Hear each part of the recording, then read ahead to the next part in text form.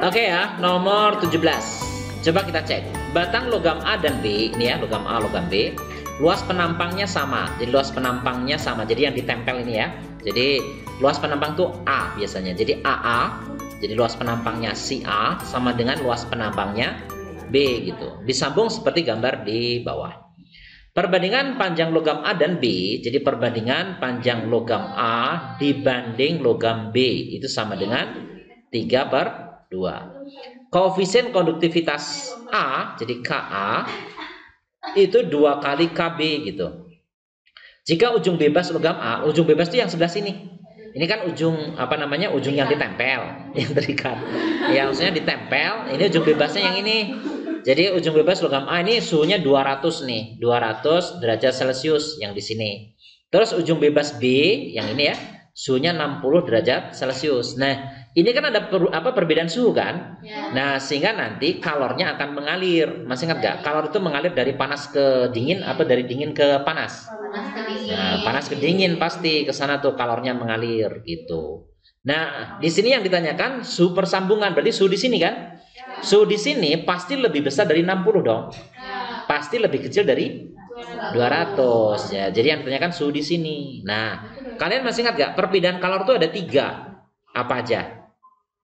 Ada konduksi, ada konveksi, ada radiasi. Nah, kalau perbedaannya kayak gini, itu yang konduksi, konveksi atau radiasi? Konduksi yang ini. Jadi merambat apa namanya tanpa ada perpindahan materi ya. Itu konduksi. Nah, rumus konduksi itu gini. Laju aliran kalornya, jadi kalor persatuan waktu itu sama dengan apa? Masih ingat? K A delta T dibagi dengan L. Sudah lupa yang kayak gini? Kelas 11 ya, kelas 11. Sudah lupa ya. Ini zaman-zaman online dulu ya. Yang kalian sering tidur kalau diajar. Nah, ini zaman-zaman online. Ya, zaman-zaman online ini. Nah, kalau disambungkan begini, itu nanti yang sama ininya. Ya, Q per T-nya sama untuk logam A sama logam B. Jadi, nanti tinggal gini, Q per T untuk logam A itu sama aja dengan Q per T untuk logam B gitu. Nah, sehingga Q per T untuk logam A, ini A ya. Ya, pakai rumus itu berarti apa rumusnya? Ka kalikan AA kalikan delta T. Ini yang A ya. Itu kan dari 200 ke T kan? Nah, berarti di sini nanti 200 dikurangi T dibagi dengan apa? Panjangnya LA. Sama dengan sekarang miliknya B. Rumusnya sama, KB kalikan AB. Suhunya yang mana? Kan dari T ke 0. Ke 0 ke berapa? 60. Jadi apa dong? T dikurang 60 derajat gitu ya, dibagi dengan LB. Nah, sekarang ada yang bisa dicoret nggak? Nah, di situ kan ada yang sama ini tadi. Jadi AA sama dengan AB yang ini. Nah, jadi bisa dicoret yang ini. Ini sama ini dicoret gitu. Nah, terus dari sini KA-nya bisa diganti 2KB kan? Nah, jadi nanti kalau Bapak ganti KA-nya jadi 2KB. Nah, ini 200 dikurangi T gitu kan? Dibagi LA. LA-nya bisa diganti dengan B nggak? LA itu sama dengan 3/2 LB. Ini diganti ya. Jadi diganti 3/2 LB sama dengan ini KB. Tetap ya, ini jangan diganti ya. Jadi jangan diganti KB sama dengan setengah KA ya, nanti balik lagi ke awal. Ya, kalau diganti, yang diganti cukup ininya saja supaya bisa dicoret gitu. Jangan dua-duanya diganti, nanti nggak selesai.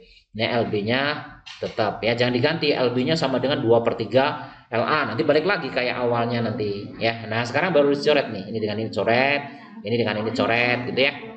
Ini kalikan aja berapa? 400 ya. 400 min 2T. Yang 2/3 kalikan ke sana.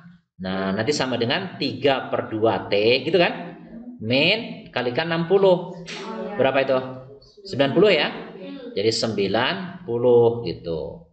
Oke, nah sekarang yang ada T-T-an ini dijadikan 1, ini pindahkan. Jadi nanti 490 sama dengan ini pindahin ke sini.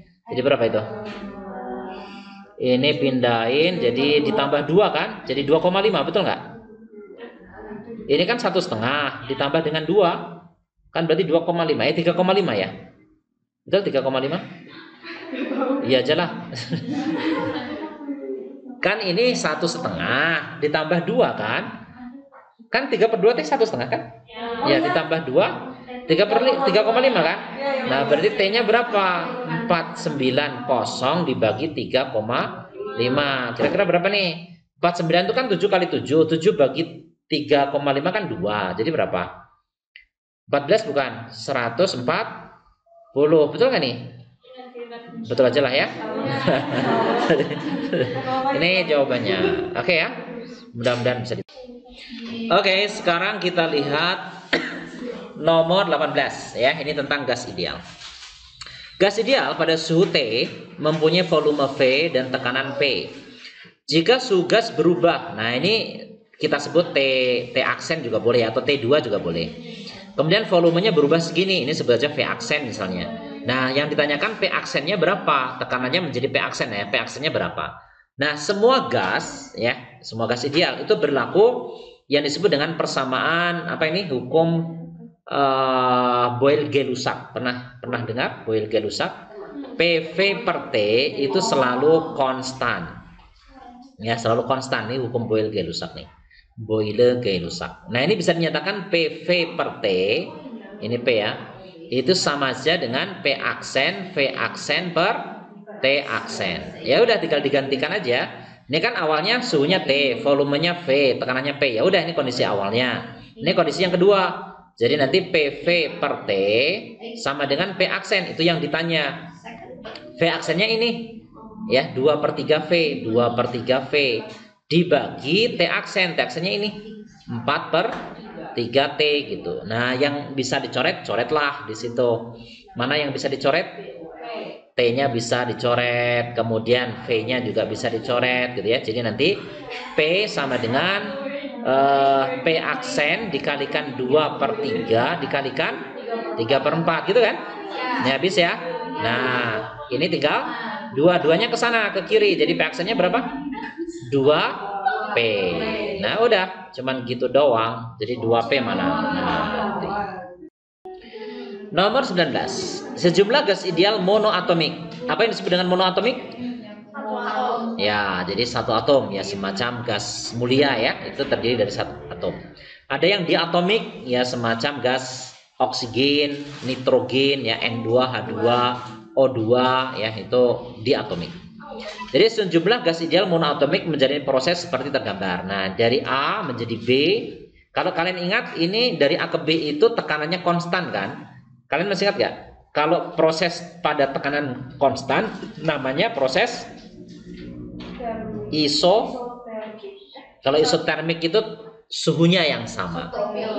Iso apa? Kalau isotermal suhunya yang sama. Kalau isotonik iso apa? Isobarik. Nah, jadi bar tekanan ya, isobarik. Nah, kalau dari B ke C ini yang konstan apanya? Yang konstan V. Nah, kalau V konstan prosesnya namanya apa? Isotermik.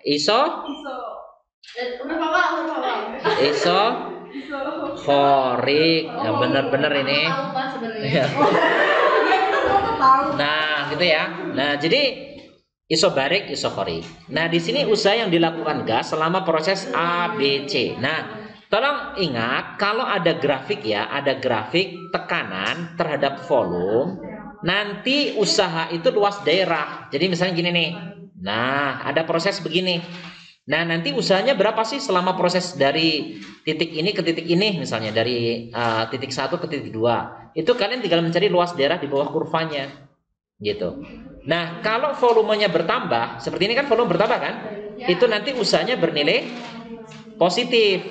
Jadi usahanya positif. Tapi sebaliknya kalau ada grafik gini. Ini P, ini V misalnya. Terus ini isobar misalnya, tapi arahnya ke situ. Nah, ini volumenya bertambah atau berkurang? Nah, karena satunya di sini, duanya di sini kan? Nah, ini usaha yang bernilai negatif, usahanya negatif. Jadi kalau volumenya berkurang, usahanya negatif gitu. Jadi usaha itu cuma luas ya.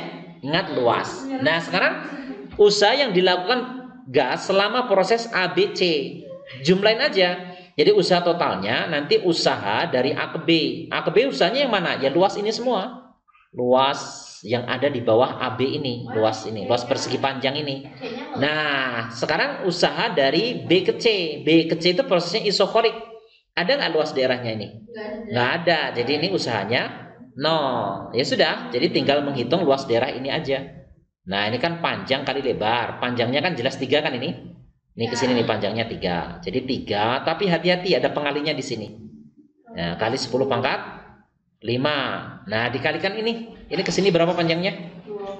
20. Jadi dikalikan 20. Tapi hati-hati, ini masih liter. Coba ubah ke meter kubik. 1 liter itu sama dengan 10 pangkat min 3 meter kubik. Ya, jadi nanti di sini kali 10 pangkat min 3 karena di dalam SI ya harus meter kubik. Jadi nanti berapa dong ini jawabannya? Ini 60 tapi ini kali 100 kan? Jadi berapa? 6.000.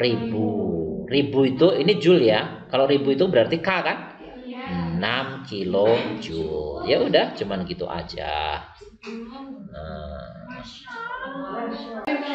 Oke, sekarang kita lihat nomor 20 ya. Nah, cek sini. Perhatikan grafik tekanan P terhadap V ya. Beserta datanya dalam proses termodinamika pada mesin Carnot ya, mesin Carnot. Konon bacanya Carnot ya. Sebagai berikut. Nah, mesin Carnot itu kalau misalnya di sini Bapak kasih ini tambahan aja ya untuk mengingatkan aja. Ini misalnya titik 1. Ini misalnya titik 2. Ini titik 3. Ini titik 4. Nah, proses dari 1 ke 2 itu ada yang tahu nggak? Dari 1 ke 2 proses apa? Isotermal.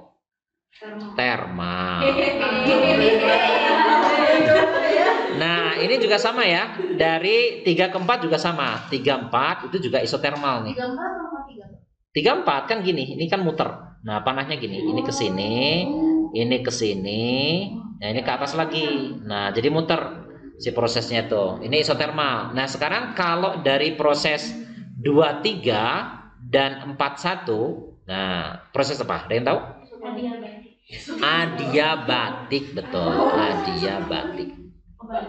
Nah, jadi terdiri dari dua proses ya, isotermal dan adiabatik. Itu proses pada mesin Carnot kayak gitu. Oke. Nah, di sini yang ditanyakan adalah apa yang ditanyain? Berapa usaha ya, besar usaha yang dilakukan mesin dalam satu siklus. Ya, jadi usaha. Caranya gimana? Ya, usaha itu luas daerah kayak tadi. Cuman ini kan siklus. Siklus itu proses.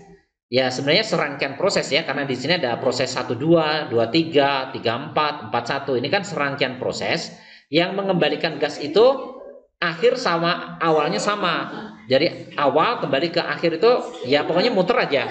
Itu namanya siklus. Nah, terus usahanya apa? Tadi masih ingat kalau ada grafik P terhadap V, usaha dinyatakan dengan apa tadi? Luas. Ini juga sama sebenarnya luas ini nih. Ini cara nyarinya gimana? Nah, gak usah pusing soal ini. Cari saja gini. Nanti ada yang disebut dengan efisiensi. Ini namanya efisiensi. Efisiensi. Nah, efisiensi itu rumusnya apa namanya? Usaha dibagi dengan kalor yang masuk gitu. Nah, itu efisiensi. Nah, ini bisa diganti 1 min T2 per T1. Nah, ini rumus efisiensi mesin Carnot kayak gini. Gitu. Nah, jadi gini nih, kalau dibuatkan apa namanya diagramnya gini. Ini mesin misalnya, mesin ya, mesin Carnot itu mesin kalor. Semua mesin kalor pasti energi yang masuk berbentuk energi kalor. Q1 itu masuk ke dalam mesin. Nah, tujuan mesin ini apa? Mengubah kalor panas menjadi kerja. Nah, ini tujuannya. Tapi tidak ada mesin yang efisiensinya 100%. Pasti ada yang dibuang nih. Yang dibuang namanya Q2 gitu. Bisa dipahami nih? Jadi Q1 selalu sama dengan Q2 ditambah W, betul? Berarti W bisa diganti apa dong? Ya sama aja dengan Q1 dikurangi Q2. Nah, itu mesin tuh kayak gitu. Nah, jadi kita berangkatnya dari sini, dari efisiensi aja. Nah, di sini Q1-nya ada nggak? Ada Q1? Kalor yang masuk ada. Ini ada nih. T1, T2 ada? Ada. Ya sudah, kalian tinggal gunakan itu aja. Jadi nanti W dibagi Q1. Q1-nya 1200. Nah, sama dengan 1 dikurangi T2. 600 dibagi 900 gitu. Jadi nanti W dibagi 1200 sama dengan 1 dikurangi berapa nih? Ini kan habis. Habis ya, 2/3 kan? 2/3. Ini kan 3/3, jadi 1/3 kan? Nah, ya sudah, kali silang aja. Jadi nanti W-nya sama dengan 1/3 dikalikan 1200. Berapa nih? 400 Joule. Aduh, gampang banget. Nah,